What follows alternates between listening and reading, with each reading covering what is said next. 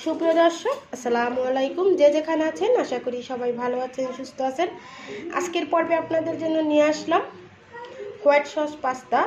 আপনারা এই পাস্তাটা খুব সহজেই বানিয়ে বাচ্চাদেরকে খেতে খাওয়াতে পারবেন। দেখুন, খুব সহজেই আমি ঘরে আজকে বানিয়ে নিলাম সহজ উপকরণ দিয়ে। সামান্য একটু চিকেন, গাজর দিয়েই আজকে আমি এই হোয়াইট সস পাস্তাটা বানাবো আমার বাচ্চাদের জন্য, তাই আমি আপনাদের সাথেও শেয়ার করলাম। আপনারাও সেম রেসিপি ফলো করে আপনাদের বাচ্চাদেরকে বানিয়ে দিতে পারেন। এই হোয়াইট সস পাস্তাটা বিকেলের নাস্তায় বাচ্চাদেরকে দিতে পারবেন, মেহমান আসলেও খাওয়াতে পারবেন বা বাচ্চাদের টিফিনও দিতে পারবেন। সহজভাবে সহজ রেসিপিতেই করে দেখাবো আজকের হোয়াইট সস পাস্তা। আশা করি রেসিপি ভালো লাগবে। যদি রেসিপি ভালো লাগে তাহলে রেসিপিটা A to Z দেখার জন্য অনুরোধ রইল। সবাই চলে গেলাম পুরো রেসিপি। পাস্তা সেদ্ধ করার জন্য এখানে আমি পানি দিয়েছি, চুলা ঢেকে দিয়েছিলাম যাতে দ্রুত পানিটা ফুটে ওঠে। এখানে দিয়ে দিব 1 টেবিল চামচ লবণ দিয়ে দিলাম। দিয়ে দিব রান্নার রেগুলার যে সয়াবিন তেল, এটা দিয়ে দিব অল্প একটু, দিয়ে দিলাম। এখন অপেক্ষা করব পানিটা একটু সামান্য বলক আসা পর্যন্ত। পানিটা খানিকটা গরম হয়ে গেছে আর এখানে আমি পাস্তা দিয়ে দিব। এখানে আমি 3 রকমের পাস্তা নিয়েছি। এই যে দেখুন, ছোট ছোট শামুক আকারের যে পাস্তাগুলা, এটা নিয়েছি। মানে 3 রকমের পাস্তা মিশানো আছে আর এই পাস্তাগুলো কিন্তু খুবই ভালো। দিয়ে দিলাম পাস্তা। এখানে 2.5 কাপের মতো পাস্তা আছে, দিয়ে দিলাম সবটুকু পাস্তা। এখন অপেক্ষা করব পাস্তাটা সেদ্ধ হওয়া পর্যন্ত।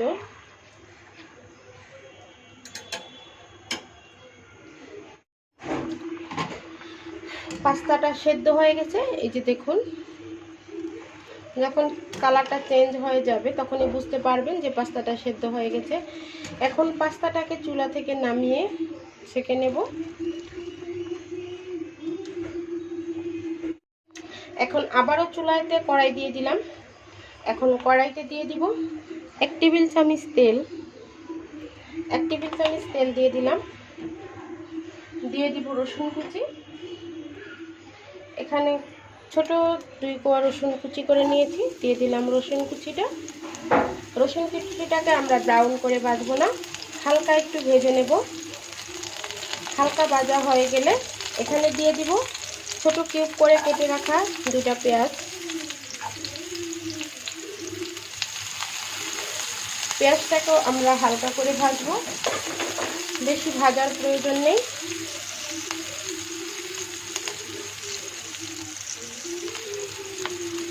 হালকা ভাজা হয়ে গেলে এখানে আমি দিয়ে দিব ছোট ছোট টুকরো করে কাটা মুরগির মাংস। এখানে মুরগির যে বুকের ব্রেস্টটা আছে, এই ব্রেস্টের মাংসটা ছোটো পিস করে কেটে নিয়েছি, দেখতে পাচ্ছেন। এই অবস্থায় চুলাটা থাকবে হাই ফ্লেমে, লো করা যাবে না। এখন এখানে দিয়ে দিব সামান্য পরিমাণে লবণ দিয়ে দিলাম।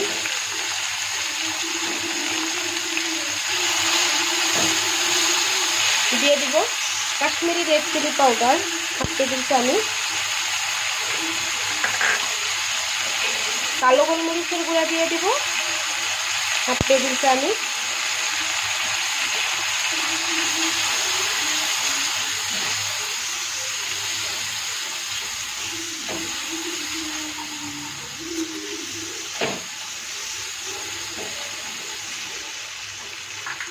ধনে গুঁড়া দিয়ে দিব সামান্য একটু, 1 টেবিল চামচের 4 ভাগের 1 ভাগ দিয়ে দিলাম। ভাজা জিরার গুঁড়া,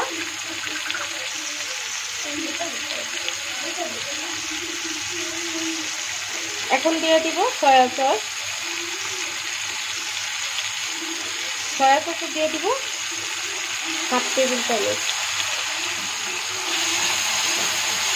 আপনারা চাইলে এখানে ক্যাপসিকাম দিতে পারেন বা অন্যান্য সবজি দিতে পারেন, তবে আমি এখানে গাজর দিব। তবে গাজরটা আমার ফ্রোজেন করা গাজর, এই জন্য আমি চুলাটা হাইতে রেখে সবজিটাকে খুব ভালো করে নেব।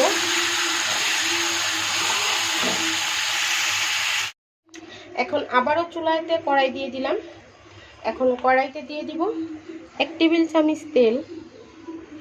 1 টেবিল চামচ তেল দিয়ে দিলাম। দিয়ে দিব রসুন কুচি। এখানে ছোট 2 কোয়া রসুন কুচি করে নিয়েছি, দিয়ে দিলাম রসুন কুচিটা।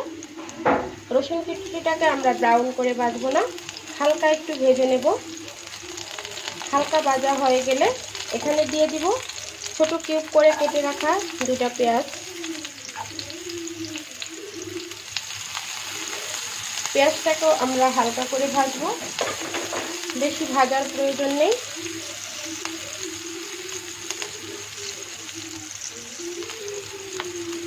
হালকা ভাজা হয়ে গেলে এখানে আমি দিয়ে দিব ছোট ছোট টুকরো করে কাটা মুরগির মাংস। এখানে মুরগির যে বুকের বেস্টটা আছে, এই বেস্টের মাংসটা ছোট পিস করে কেটে নিয়েছি, দেখতে পাচ্ছেন। এই অবস্থায় চুলাটা থাকবে হাই ফ্লেমে, লো করা যাবে না। এখন এখানে দিয়ে দিব সামান্য পরিমাণে লবণ। লবণ দিয়ে দিলাম।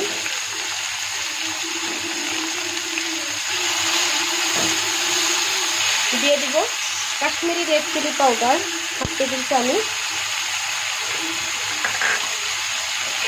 কালো গোলমরিচের গুঁড়া দিয়ে দিব 1 টেবিল চামচ।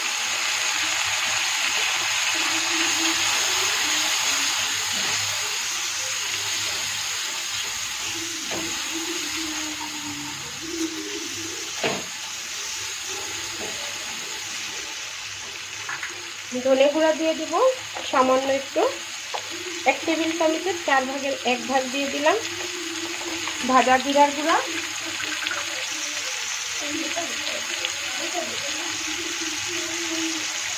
এখন দিয়ে দিব সয়া সস। সয়া সস দিয়ে দিব 1/2 টেবিল চামচ।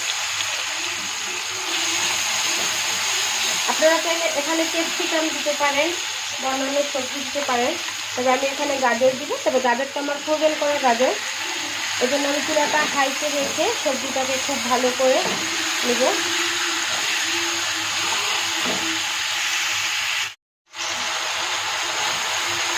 সবজি দিয়ে এলাম, গাজর আর মুরগির মাংসটা রান্না হয়ে গেছে, দেখতে পাচ্ছেন। আমি হাই ফ্লেমে রেখে রান্না করে নিয়েছি। যেহেতু গাজরটা ফ্রিজে ফ্রোজেন করা ছিল, আপনারা হাতের কাছে থাকলে এই সবজিটাও দিতে পারেন, যে কোনো সবজি। আমার বাচ্চারা তো গাজরটা খুব পছন্দ করে, তাই আমি গাজর আর চিকেন দিয়ে দিলাম। এখন এটা হয়ে গেছে, এটাকে নামিয়ে একটা সাইডে রেখে দেব। এখন আমি আবারও কড়াই দিয়ে দিলাম চুলায়। এখানে দিয়ে কড়াইটা গরম হয়ে গেছে, দিয়ে দিব বাটার। বাটার দিয়ে দিলাম। বাটারটা একটু মেল্ট হওয়া পর্যন্ত অপেক্ষা করব। আপনাদের হাতের কাছে যদি বাটার না থাকে, তাহলে আপনারা রান্না করার রেগুলার যে সয়াবিন তেল, ওটা দিয়ে বানাতে পারবেন। এতে করে টেস্টটা ভালো আসবে না, তবে বানাতে পারবেন। বাটার দিয়ে বানালে কিন্তু টেস্টটা ভালো আসবে। তবে এখানে আপনারা চিজও ব্যবহার করতে পারবেন, তবে আমি আজকে চিজ ব্যবহার করব না। চিজ ছাড়াই খুব সাধারণভাবে আজকে হোয়াইট সস পাস্তাটা বানাবো, কারণ সবার হাতের কাছে তো চিজ থাকে না। দেখা গেছে অনেকে হোয়াইট সস পাস্তাটা খেতে চায়, কিন্তু চিজের জন্য খেতে পারবে না, এরকম না। তাই আমি চিজ ছাড়াই আজকে শেয়ার করব আপনাদের সাথে।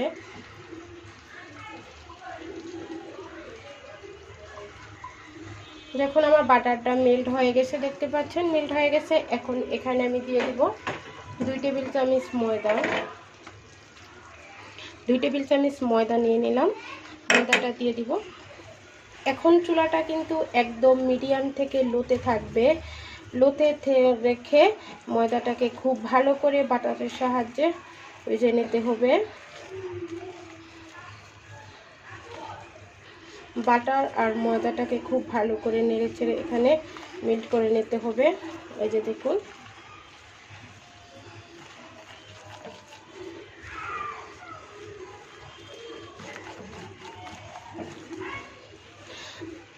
যখন ময়দার একটা কাঁচা স্মেল চলে যাবে, খুব ভালো করে এটা মেল্ট হবে।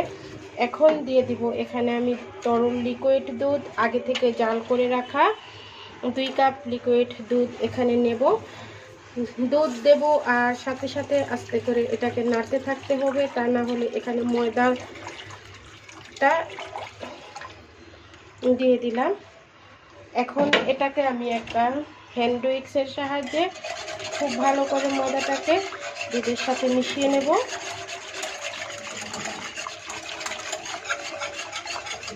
তা না হলে ময়দার যে একটা লাম্প এটা লেগে থাকবে।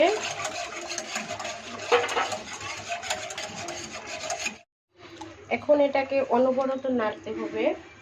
আর এটাতে এখন দিয়ে দিব, দুধের ভিতরে দিয়ে দিব চিলি ফ্লেক্স দিয়ে দিলাম 1 টেবিল চামচ। তবে আপনারা যে যেরকম একটু স্পাইসি খেতে পছন্দ করেন ওরকম দেবেন। আমি একটু পরিমাণে কমই দিয়েছি, বাচ্চারা খাবে এজন্য দিয়ে দিব 1 টেবিল চামচ কালো গোলমরিচ। আপনারা চাইলে সাদা গোলমরিচটাও এখানে ব্যবহার করতে পারবেন। দিয়ে দিব 1 টেবিল চামচ চিনি। এই যে দেখুন চিনি 1 টেবিল চামচ দিয়ে দিব। লবণ দিয়ে দিব আমি 1/2 টেবিল চামচ। যেহেতু আগের সব চিকেনের ভিতরে লবণ ছিল, পাস্তাটাও লবণ দিয়ে সেদ্ধ করেছি, তাই 1/2 টেবিল চামচ দিয়ে দিলাম। এখন অপেক্ষা করব সুন্দর মতো বলক আসা পর্যন্ত এটা, তবে নেড়ে চেড়ে নিতে হবে। এই যে বলক এসে গেছে। এখন আপনারা চিজ ব্যবহার করলে এখানে চিজ দিতে পারবেন, মোজারেলা চিজ বা স্লাইস করা যে চিজগুলো থাকে দিতে পারবেন। ওই যে বললাম আজকে আমি সহজভাবে করে দেখাবো, তাই এখানে চিজ দিলাম না। এখন এখানে দিয়ে দিব আমি সেই চিকেন আর সবজিটা রেডি করে রেখেছি, ওইটা দিয়ে দিলাম।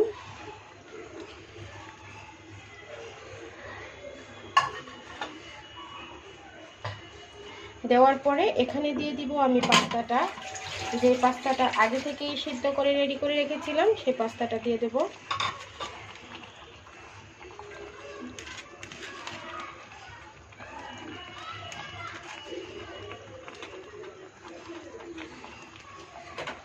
দেওয়া হয়ে গেছে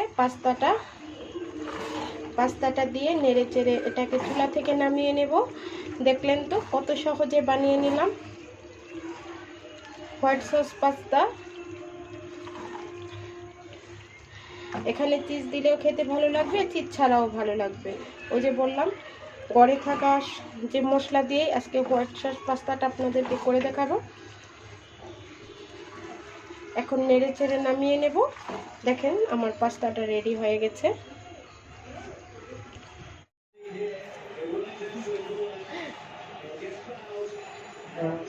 এই যে রেডি হয়ে গেল আজকে আমার হোয়াইট সস পাস্তা।